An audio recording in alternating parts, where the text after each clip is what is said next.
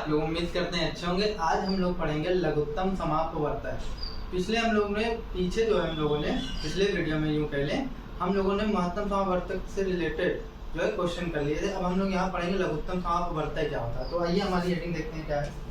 तो देखिए, आप अपवर्तय तो जानते हैं कि अपवर्तय क्या होता है। तो अपवर्तय से निकला है समापवर्तय, समापवर्तय, और यहीं से बना है लघुत्तम समापवर्तय। ठीक है, वर्तक नहीं, यहाँ वर्तय। तो अब इन चीजों को हम लोग धीरे धीरे से तोड़ेंगे और देखेंगे कि क्या निकल कर आता है, क्योंकि गहराई से हम लोग सीख रहे हैं ना। यहाँ जो भी बात होती है गहराई से होती है। तो सबसे पहले जानते हैं आप अपवर्तय। अपवर्तय मतलब आप लोग जानते हैं, पीछे मैंने बताया था, अपवर्तय मतलब होता है गुणज। क्या होता है? गुणज। ठीक है। और एक टर्म और है समापवर्तय। क्या है? समापवर्तय। देखिए, ये दो शब्दों से मिलकर बना है। जैसे वहां पर समापवर्तक था, यहाँ पर समापवर्तय है। समा और अपवर्त, और क्या? अपवर्त। समा का मतलब होता है समान,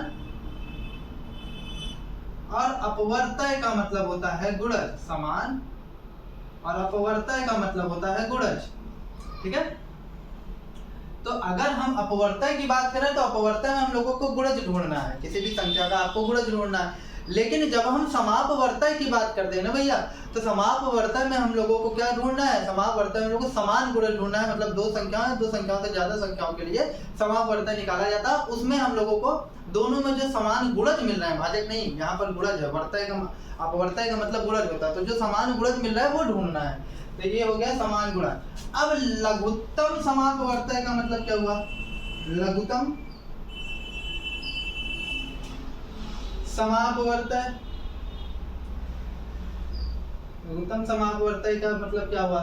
लघुत्तम मतलब आप जानते हैं छोटा, और समापवर्तय का मतलब अभी आपको मैंने बताया है कि समान गुणज।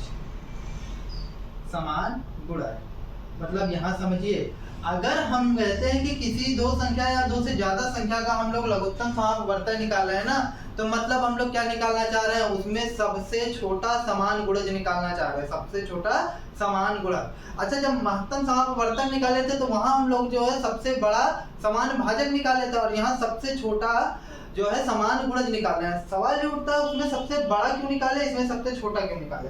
तो अभी आपको मैं बताऊंगा, धीरे धीरे जब आगे चलेंगे तब ये मैं आपको बताऊंगा कि इसमें सबसे छोटा क्यों निकालता है, उसमें सबसे बड़ा क्यों निकालता है। ठीक है।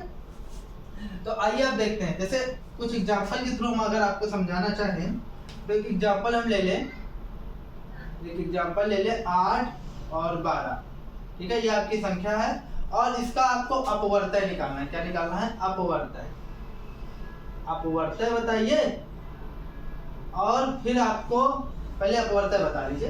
तो 8 का अपवर्तय क्या होगा? 8 होगा, 8 दूनी 16, 8 त्रिक 24, 8 चौक 32, 8 पंच 40, 8 छंग 48, 8 सत्ते 56।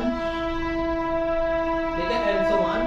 इसी तरह अगर हम लोग 12 का देखें तो 12 के में 12, 12 दूनी 24,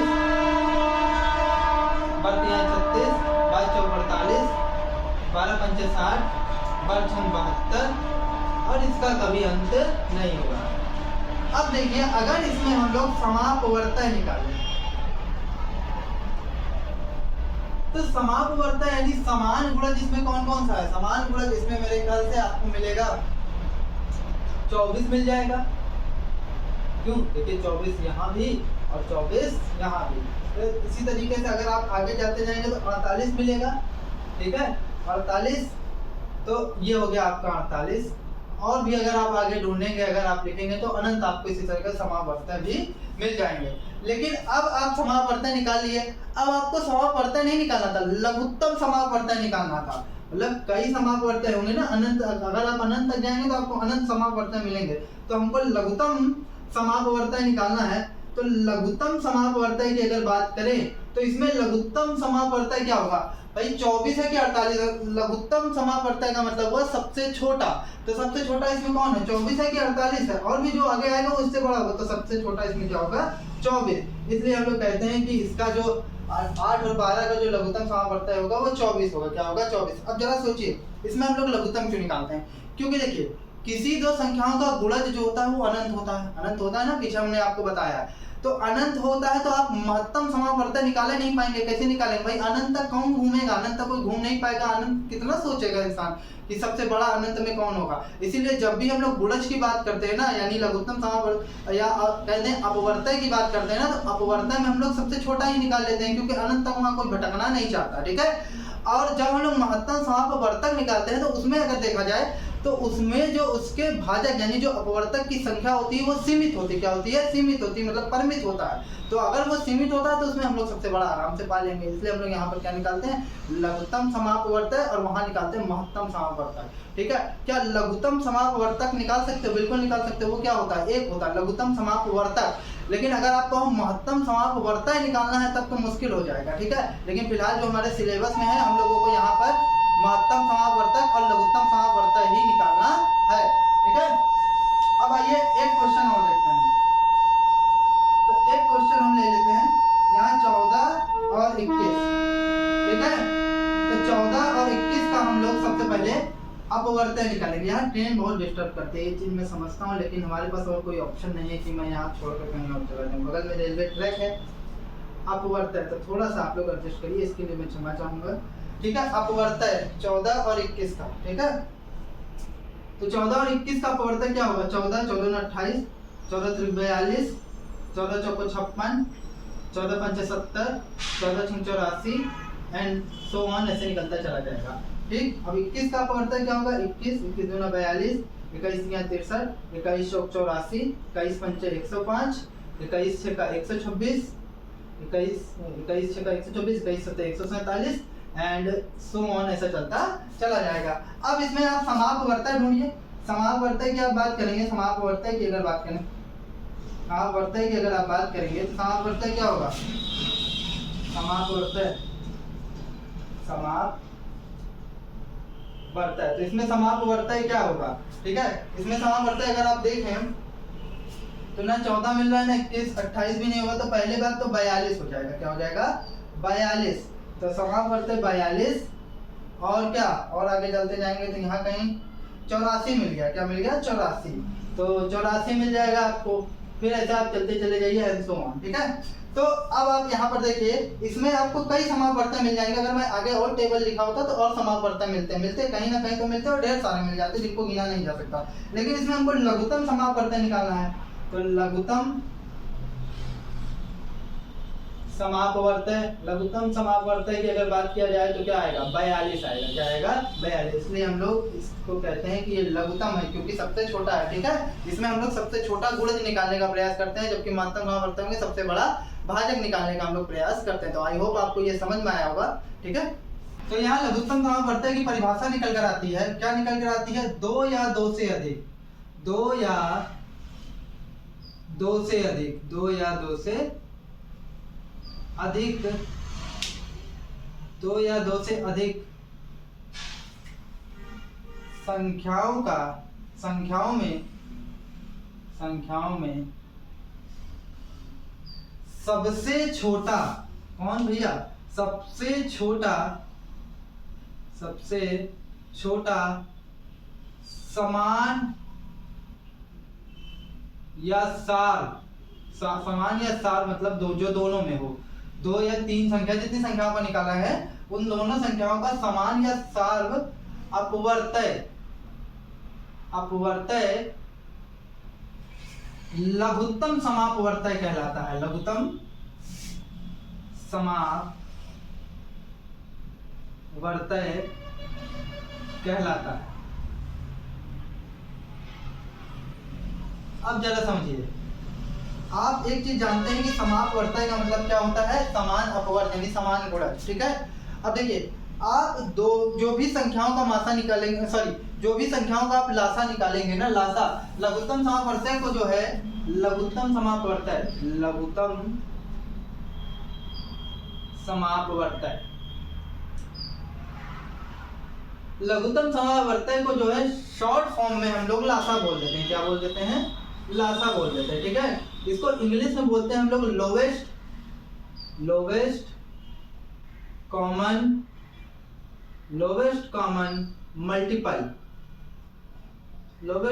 मल्टीपल। तो यही हम लोग शॉर्ट फॉर्म में बोलते थे LCM। ठीक है। अब देखिए, आप जो भी लघुत्तम समावर्तक निकालते हैं किसी भी संख्या का, वास्तव में वो होता क्या है? वो संख्या का सबसे छोटा गुणज होता तो उन संख्याओं का गुणज है ना। तो लासा जो होता है यानी जो लघुत्तम समावर्तक होता है वो उन संख्याओं से पूर्णतः विभाजित होगा, क्योंकि उसका गुणज है। तो भाई जैसे किसी संख्या का मान लेते हैं 12 और 6 का लासा मान लेते हैं 24 आ गया। क्या आ गया?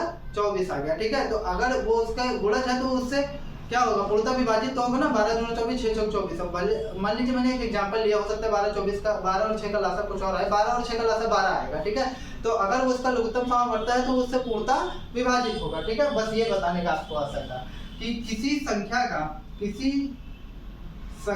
का नहीं, सीधे लिखते, किसी नहीं लिखते, संख्याओं का लासा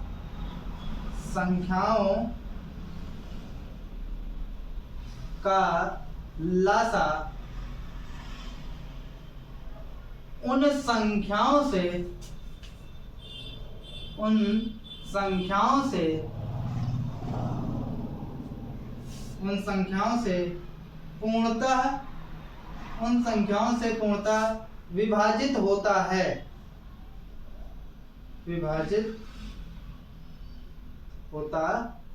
ठीक है, उन संख्याओं से पूर्णतः विभाजित होता है। जबकि महत्तम समावर्तक में जो महत्तम समावर्तक था, मतलब जो आपका महत्तम समावर्तक था, वो क्या करता था? वो संख्याओं को विभाजित करता था। किसको विभाजित करता था? संख्याओं को विभाजित करता था, क्योंकि वो भाजक था। अब यहाँ पर क्या होता है? वो गुणज है तो वो संख्याओं से विभाजित होता है। ठीक है, ये थोड़ा सा माइनर डिफरेंस है, तो इसको भी ध्यान दीजिए। अब यहाँ देखिए, यहाँ पर जो है लघुत्तम समावर्तक याद करने की दो विधि, एक अभाज्य गुणनखंड विधि द्वारा, एक भाग विधि द्वारा। तो दोनों आइए सीखते हैं। ठीक है, तो अभाज्य गुणनखंड विधि द्वारा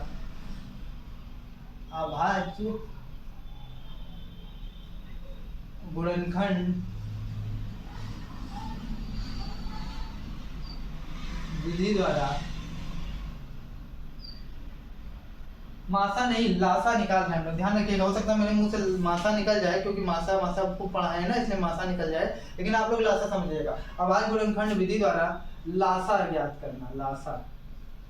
ज्ञात करना।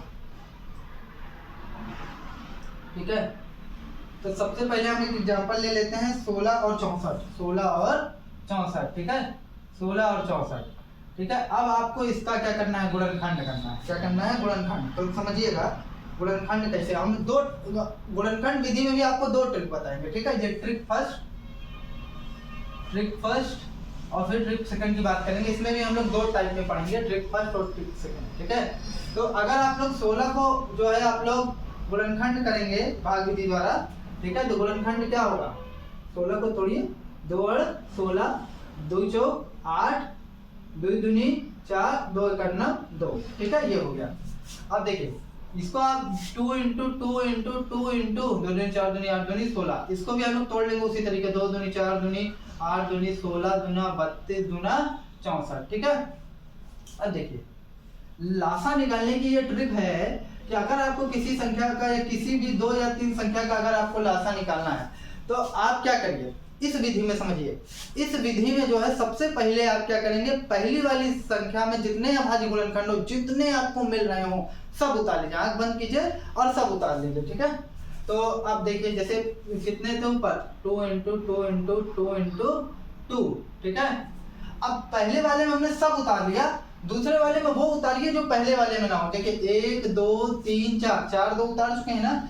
अब देखिए 1 2 3 4, 4 2 हम छोड़ देंगे दूसरे वाले में भी। ठीक है, लेकिन 2 2 अभी और बचे हैं, तो उन 2 2 को भी हम लोग उतार देंगे। 1 2 3 4 5 6।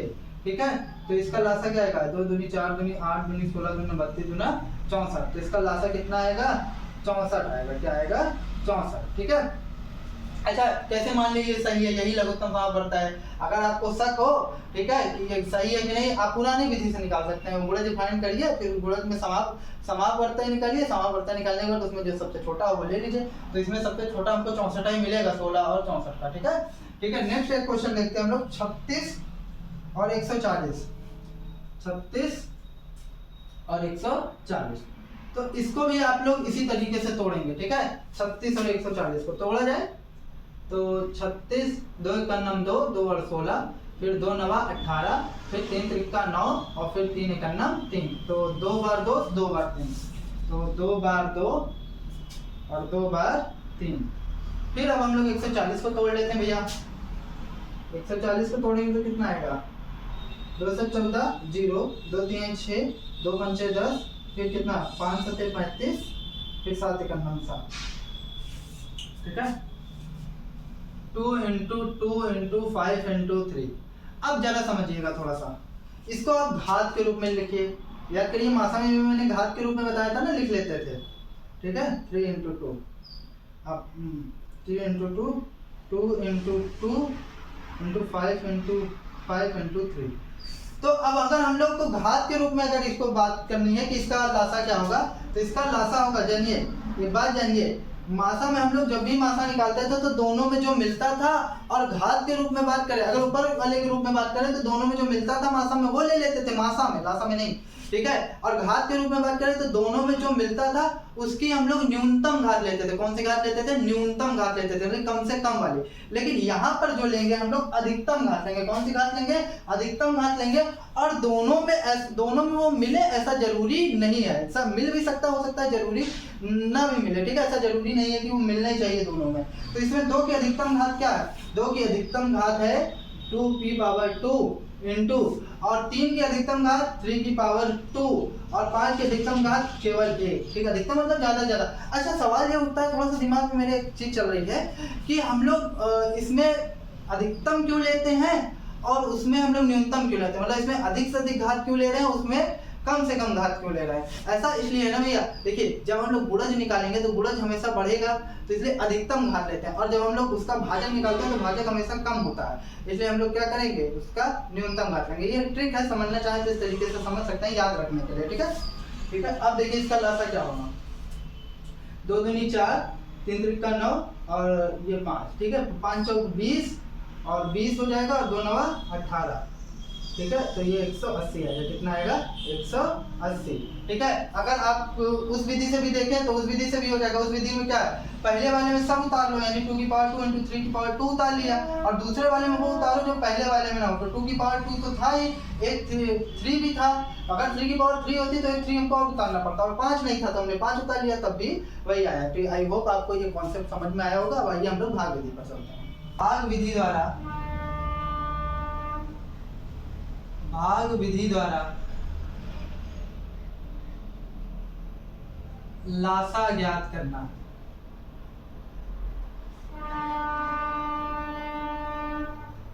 तो सबसे पहला एग्जांपल हम लेते हैं 56, 36, 84, ठीक है।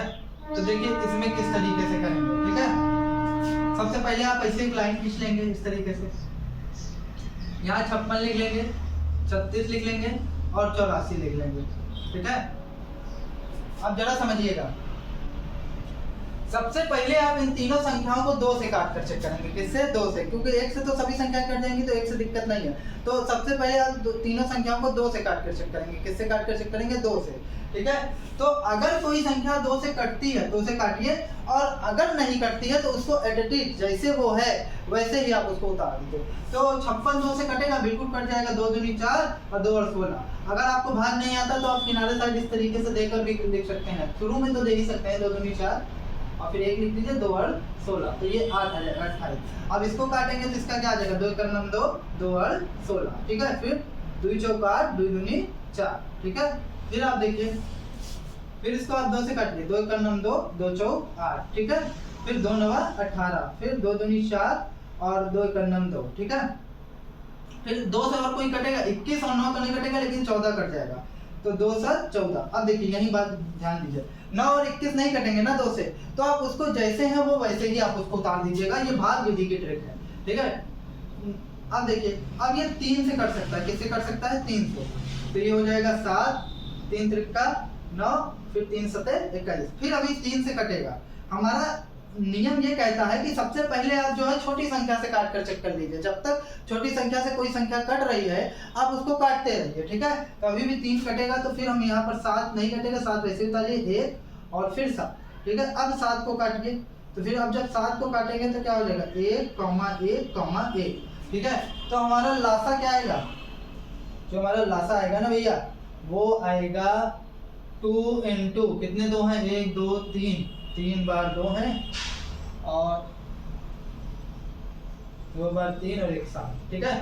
तो देखिए 2 दूनी 4 4 दूनी 8, ठीक है। 3 3 का 9 गुणे 7, तो 9 8 72 गुणे 7। अब 7 से आपके 7 दूनी 14 7 7 49 49 1 50, ठीक है। तो इसका लासा कितना है 504। तो आई होप आपको भाग विधि द्वारा भी समझ में आ गया होगा। आइए कुछ और क्वेश्चन देखते हैं। जैसे तो पहला है 16 32 64 और दूसरा है 8 और 15। इसका लासा हम लोग भाग विधि से निकालेंगे। तो चलिए देखते हैं। पहला नंबर 16 32 64, ठीक है। तो अब देखिए सबसे पहले आप इसको 2 से काटिए। 2 और 16, फिर 2 1 2 2 6 12, फिर 2 3 6 2 दूनी 4, ठीक है। फिर 2 4 8 2 और 16, फिर 2 1 2 और फिर 2 6 12, ठीक है। फिर 2 से 2 दूनी 4 2 4 8, फिर 2 और 16, फिर 2 से 2 1 2 2 दूनी 4 2 4 8, ठीक है। फिर 2 से जब तक कटता जाए तब तक काटते रहिए। 2 1 2 2 1 2 2 दूनी 4, फिर 2 से, फिर 2 1 2 2 1 2 2 1 2। अब यहीं तक संभव था, सब एक एक आ गया तो अब कुछ नहीं, किसी से नहीं करेगा।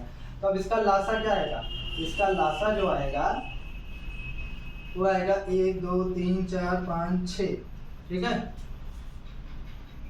1 2 3 4 5 6, ठीक है। अब इसको गुणा कराइए 2 4 4 8 8 16 16 32 32 दूना 64, तो कितना आ गया 64 आ गया, ठीक है। अब हम 8 और 15 का देखते हैं। किसका सेकंड नंबर 8 और 15 का। तो 8 और 15 का अगर हमको लासा निकालना हो तो 8 और 15 का लासा क्या होगा। सबसे पहले 2 से काटिए, 2 4 8 15। अच्छा सवाल ये भी होना चाहिए कि हम इसको 4 से काट सकते हैं, बिल्कुल काट लीजिए, लेकिन हमारी कोशिश ये रहती है ना भैया जब भी हम उसको गुणे के रूप में लिखें तो जब भी उसको हम गुणनखंड करें तो अभाज्य गुणनखंड, मतलब ऐसी संख्या में तोड़ें जिसके केवल 2 अपवर्तक यानी 2 गुणन हो। जैसे 2 3 5 7 इन्हीं संख्याओं से काटिए तो ज़्यादा बेटर होगा, ठीक है। जैसे अगर 4 से काटेंगे तो 4 आपकी अभाज्य संख्या नहीं है तो वो भाज्य है, क्योंकि उसके 2 से ज़्यादा अपवर्तक है ना, यानी गुणज है। गुणज या भाजक बोलते हैं, गुणज नहीं होगा भाजक होगा, ठीक है।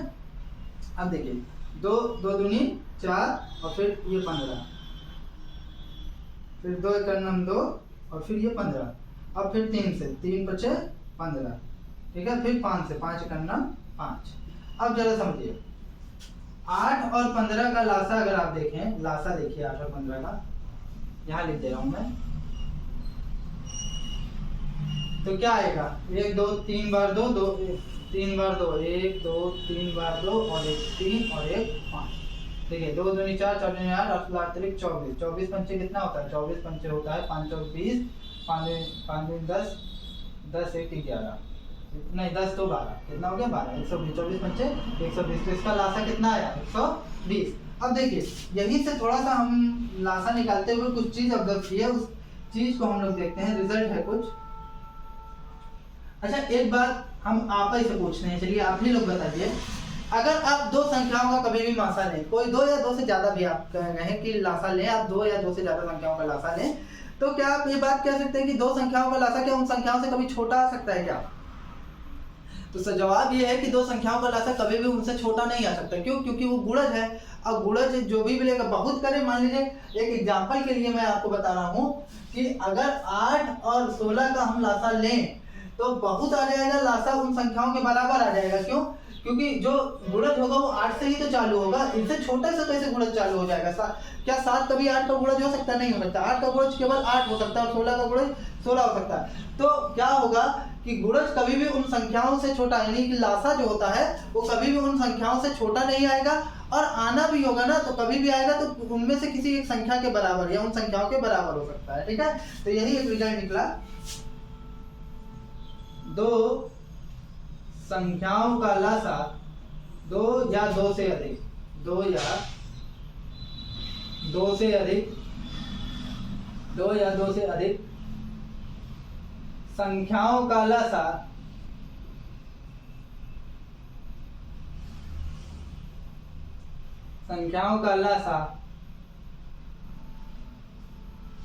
उनसे बड़ा या उनके बराबर होता है। उनसे बड़ा, जैसे यहाँ पर देखिए, यहाँ पर ये वाले क्वेश्चन में, पहले क्वेश्चन में आना था तो 64 आ गया ना, किसी एक संख्या के बराबर आ गया कि नहीं आ गया। तो कभी क्या 16, 32 और 64 से छोटा आ सकता है क्या? कभी नहीं। जैसे यहाँ 8 और 15 में देखिए 120 आ गया, बड़ा आ गया, और छोटा तो नहीं आया ना, या तो उनके बराबर है या उनसे बड़ा आ गया। तो दो या दो से अधिक संख्याओं का लसा उनसे बड़ा या किसी एक संख्या के बराबर होता है, किसी एक संख्या के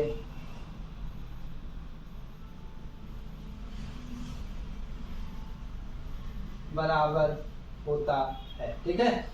अच्छा, एक बात और थोड़ा सा समझिए, दो सह अभाज्य संख्याओं का लसा के बारे में आप क्या कहेंगे? जैसे 3 और 5, ठीक है, 7 और 11। तो 3 केवल 3 से ही कटेगा और 1 से कटेगा, 5 केवल 5 से कटेगा और 1 से कटेगा, 7 केवल 7 से कटेगा और 11 से कटेगा।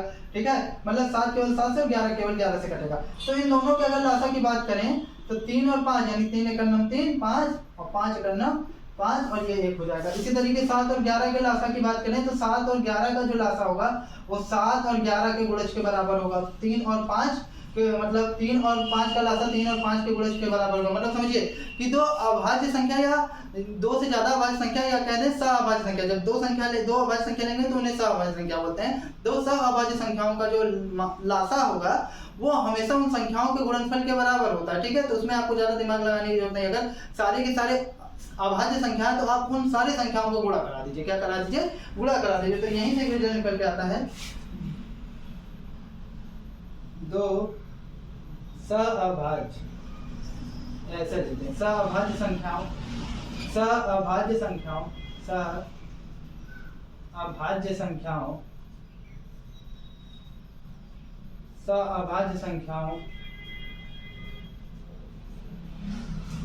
तथा या लिख देते हैं, या अभाज्य संख्याओं का मासा